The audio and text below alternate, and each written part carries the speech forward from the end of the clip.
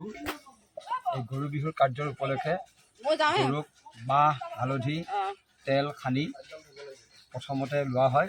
তাৰপিছত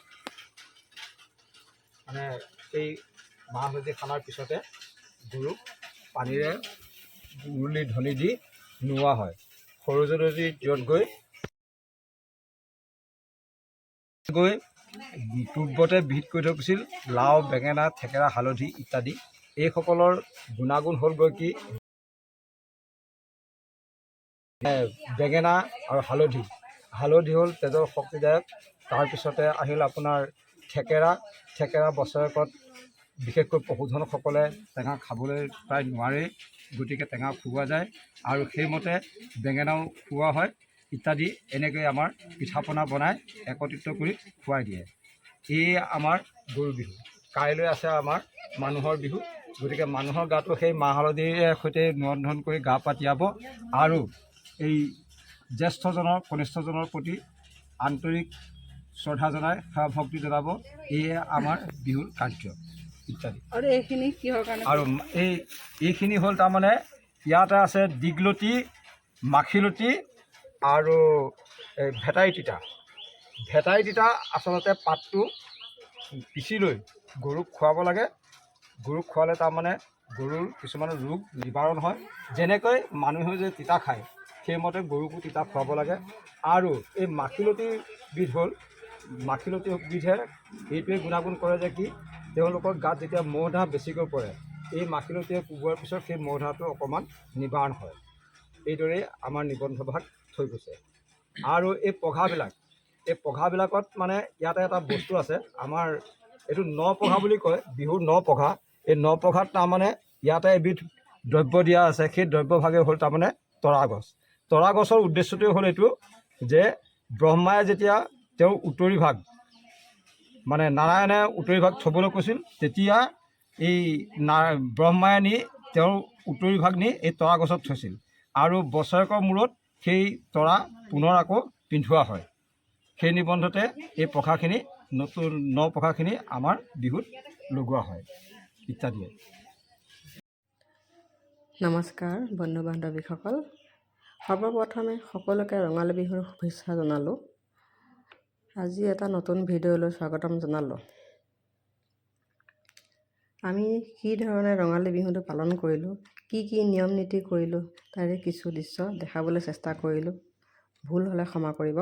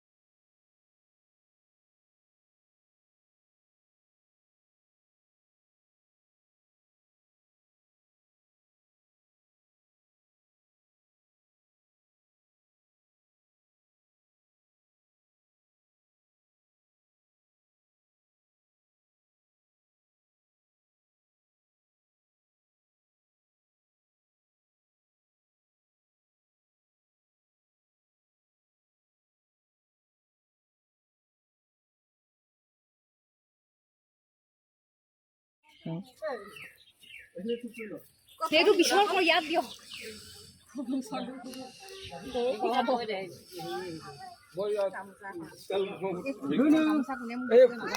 দিব লাগিব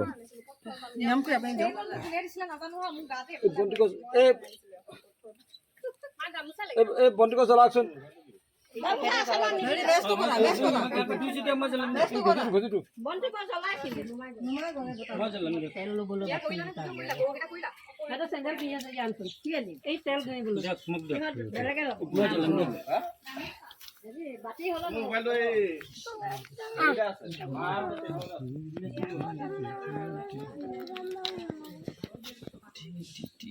এই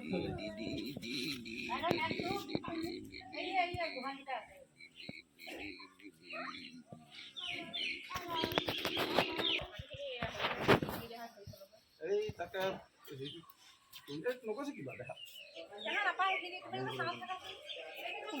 চাকি গছ পাতখনত দিওঁ নহয় হেৰিটো ক'ত দিম সেই বতাহখন দিব লাগিব গৰু খুন্দিয়াব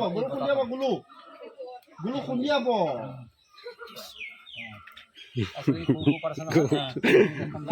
গম পাবি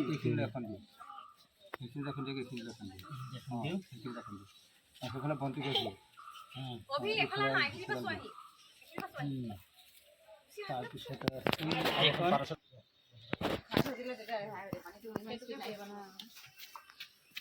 নাযাবা নাযাবা নাযাবা নাযাবা নাযাবা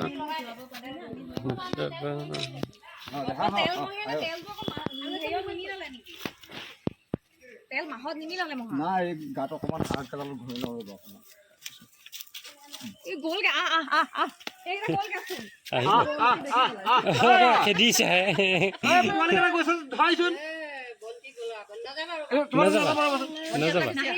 নতুন মানুহ পালে নতুন মানুহ পালে হেৰি হয় একেলগে দি দিওঁ পলাইহে তাই দাদা তেল ঢালি দিয়া দৈ ল'ব লাগে দাদা তেল ঢালি দিয়া বটলত তেল ঢালি আনা সৰহকে দি দিবি সৰু পোৱালিকেইটা আনিব এই সৰহকে দি দে সেইখিনিতে হা অঁ তাতে আহা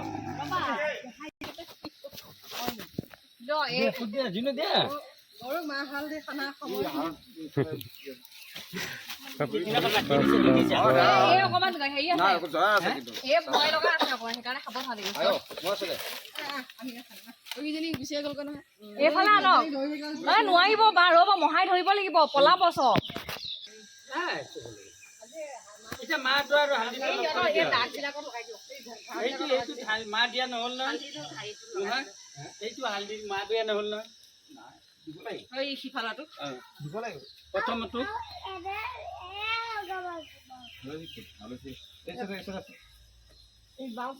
লৈ পেলাই নোৱাৰিম নহয়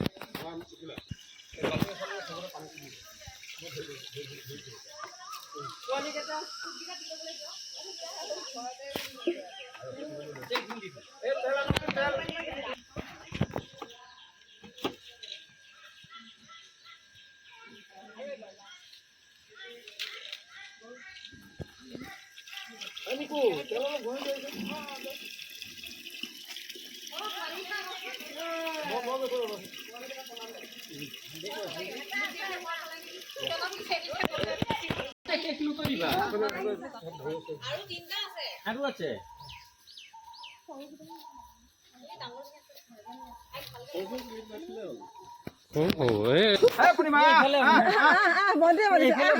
দিয়া নাই অকণমান আগলৈ তুমি গুচাচোন সেই কেইখন ভৰি দিয়া দিয়া নেকি তেলৰ বাতিটো তেল দিয়ক গাৰ পৰা ভালদৰে তাইকো দিয়ক তেল লগাই দিয়ক তই বহুত হেৰি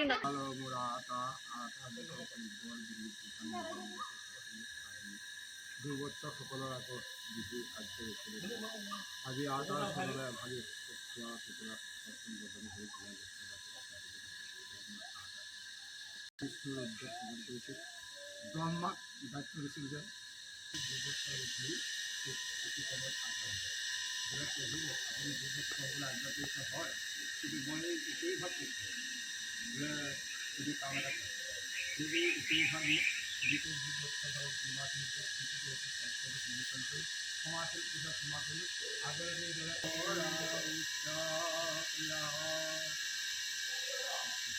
এতিয়া নোহাব লাগিব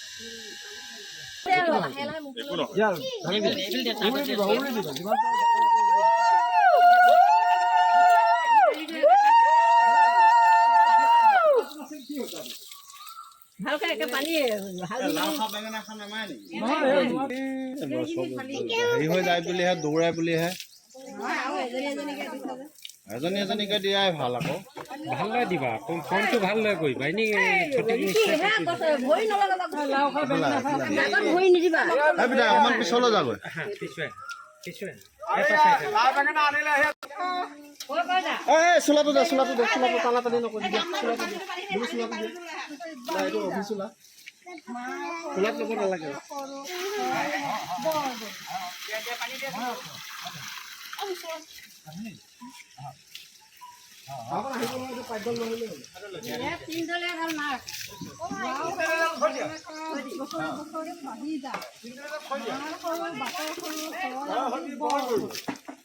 লাও খা বেঙেনা খা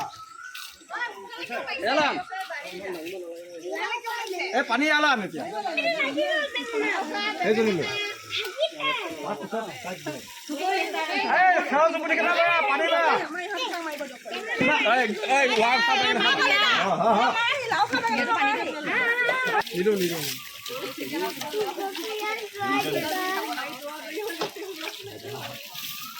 পানী যিমান পাৰে সৰহকৈ ঢালি দিয়ক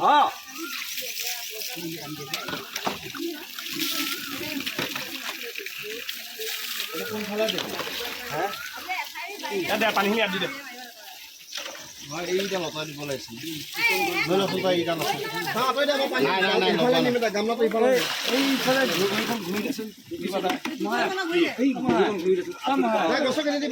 হালধি বেছিকৈ লগাই দিব মই লগাই দিছিলোঁ সেই লগাই দিছিলোঁ লগাই দিব লাগিব এইটো দিয়াচোন লাষ্ট টাইম এডাল মাৰি দিয়ক এতিয়া পানী দিয়াচোন একো নহয় ৰ'দ দিলে চব হেৰি হৈ যাব সেইটো পোৱালি হেৰি দি বাল্টি দি ধোৱা দিয়ে সেইদিকে হেল্ল' গাইছ আৰু কিনো কৰিব লাগে আমাৰ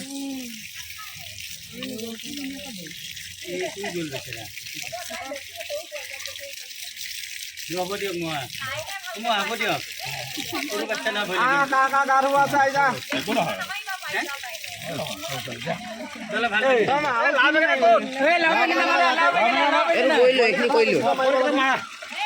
ঠিকেইডাল মই বন্ধ কৰি দিম বছৰে বছৰে বাঢ়ি যায় মাৰ কৰো বাচ্চাৰ কৰো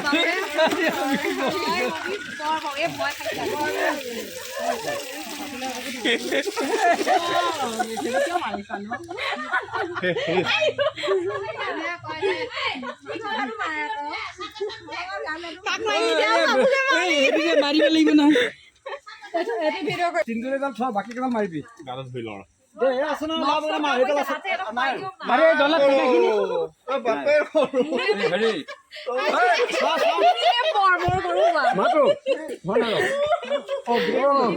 আৰু বেলেগ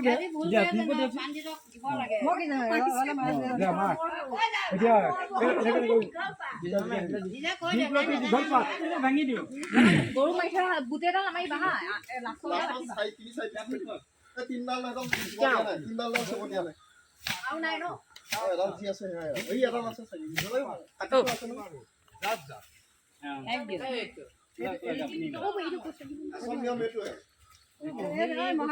নাই নাই নগৈছো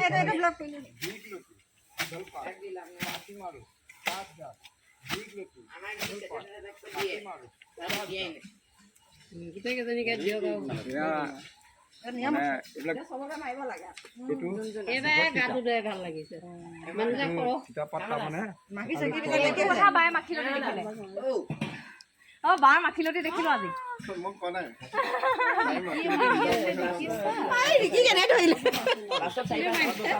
মোক এখিনি লাগি আছে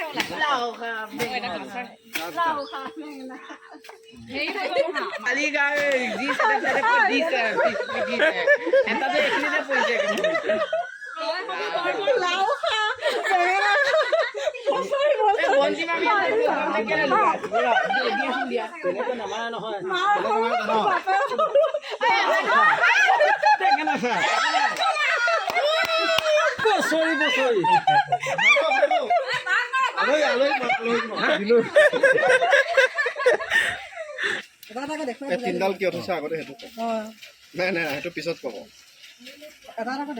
নাই এইটো বাৰু হেৰিটো নালাগে আৰু ভাল আমাৰ বছৰেকৰ বিহুৰ এই গৰু বিহুৰ কাৰ্যৰ উপলক্ষে গৰুক মাহ হালধি তেল সানি প্ৰথমতে লোৱা হয়। তাৰপিছত মানে সেই মাহ হালধি সানাৰ পিছতে গৰুক পানীৰে উৰুলি ঢলি দি নোওৱা হয়। সৰু জননী দূৰত গৈ পূৰ্বতে বিহিত কৰি থৈ গৈছিল লাও বেঙেনা থেকেৰা হালধি ইত্যাদি। এইসকলৰ গুণাগুণ হ'ল গৈ কি বেঙেনা আৰু হালধি হ'ল তেজৰ শক্তিদায়ক। তাৰপিছতে আহিল আপোনাৰ থেকেৰা বছৰেকত বিশেষকৈ পশুধনসকলে টেঙা খাবলৈ প্ৰায় নোৱাৰেই, গতিকে টেঙা খুওৱা যায় আৰু সেইমতে বেঙেনাও খুওৱা হয় ইত্যাদি। এনেকৈ আমাৰ পিঠা পনা বনাই একত্ৰিত কৰি খুৱাই দিয়ে। এই আমাৰ গৰু বিহু। কাইলৈ আছে আমাৰ মানুহৰ বিহু, গতিকে মানুহৰ গাটো সেই মাহ হালধিৰে সৈতে নিৰন্ধন কৰি গা পা তিয়াব আৰু এই জ্যেষ্ঠজনৰ কনিষ্ঠজনৰ প্ৰতি আন্তৰিক শ্ৰদ্ধা জনাই সেৱা ভক্তি জনাব।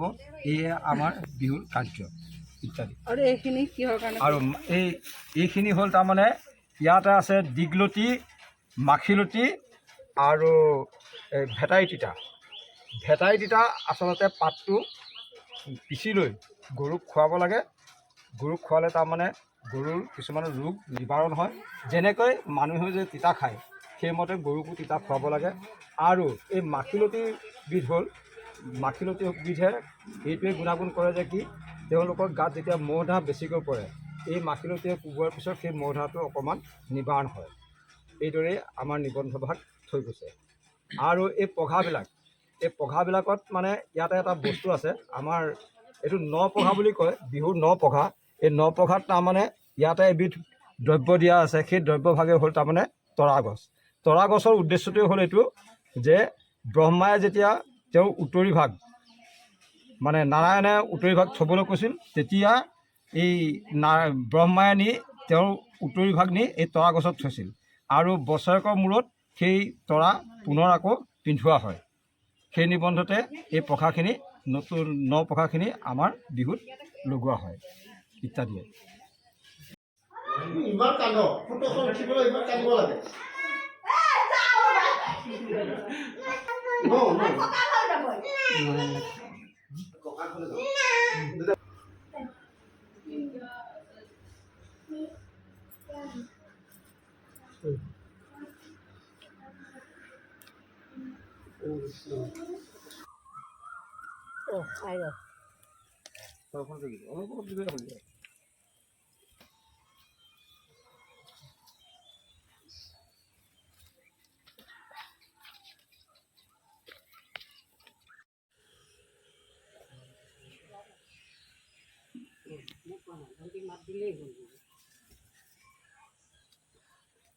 কি এইটো? নপঘা বুলি কওঁ।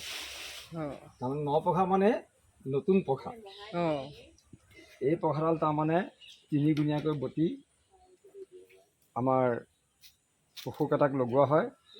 আৰু ইয়াতে তাৰমানে তৰা গছৰ আঁহ দিয়া আছে আৰু এই তৰা গছৰ আঁহে হ'ল তাৰমানে ব্ৰহ্মাদেৱৰ উত্তৰী ভাগ। নপঘা পিন্ধোৱা হৈছে। যেনেকৈ নকইনাই নতুন সাজ পিন্ধে তেনেকৈ আমি নপঘাকে দি তেওঁলোকক সেৱা পূজা কৰোঁ। ইমানেই। কল কিয় খুৱাই? কল আমি বছৰেকৰ মূৰত এই বছৰেকৰ বিহুৰ দিনা আমি তেওঁলোকক মালভোগ কল খুৱাওঁ। আৰু এই মালভোগ কলৰ পৰা বিশেষকৈ এভাগ ৰোগ গৰুৰ কাৰণে নিৰাপদ হৈ থাকে। যেনেকৈ আমি আই গোসাঁনীৰ ক্ষেত্ৰত ধৰক আই বুলি কওঁ, সেই আই দুখটো তাৰমানে নিবাৰণ হৈ থাকে। সেইলৈ তাৰমানে আমি মালভোগ কল লগতে মোৱা মাছ এনেকৈ আমি তেওঁলোকক খাবলৈ দিওঁ।